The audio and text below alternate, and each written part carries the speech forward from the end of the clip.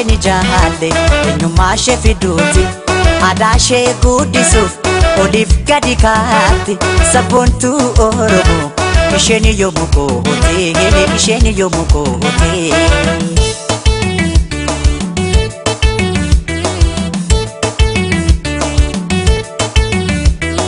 Afaan ishee miidhagaa obboo isheen haasoftu Oromummaa isheetiin yommuu itti boontu baay'een ishee jaalle daran jaalatamtu daran jaalatamtu.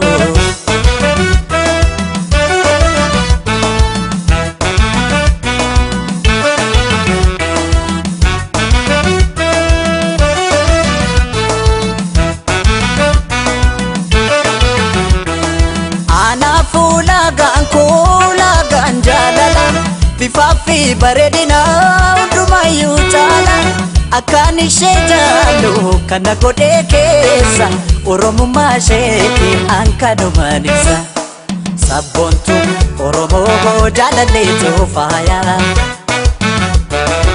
hamaan sin argatiin naaf ta'e nagaya sabboontuu Oromoo jaalalleetu faaya hamaan sin argatiin naaf ta'e nagaya.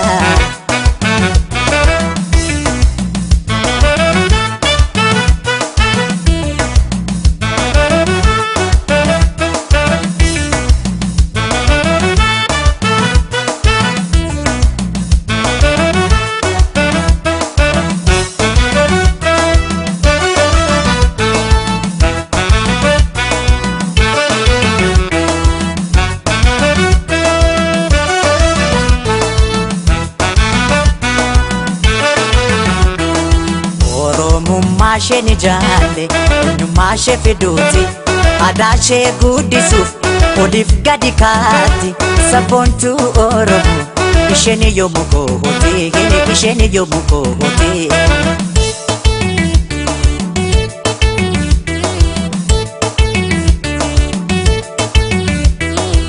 Afaan ishee miidhagaa obboo isheen haasoftu Oromummaa isheetiin yommuu itti boontu baay'een ishee jaalle daran jaalatamtu daran jaalatamtu.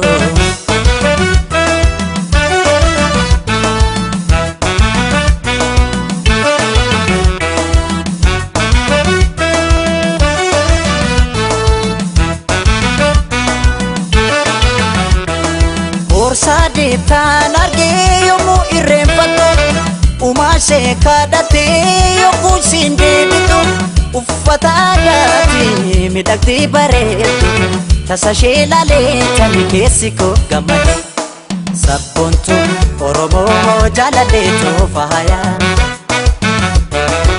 hamaan sin argatiin naaf ta'e nagaya sabboontuu Oromoo jaalalleetu faaya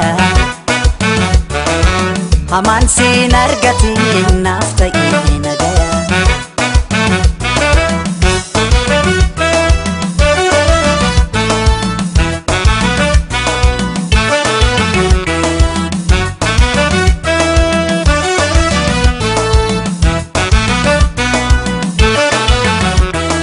Anaafomtuun jiruun isheen kan qixxaatu ani booji'amee umurii koo guutu eenyummaan ishee qofti nagahee kufeera kabiraan barbaaduun ishumaan nan boona sabboontuu Oromoo jaalalleetu faaya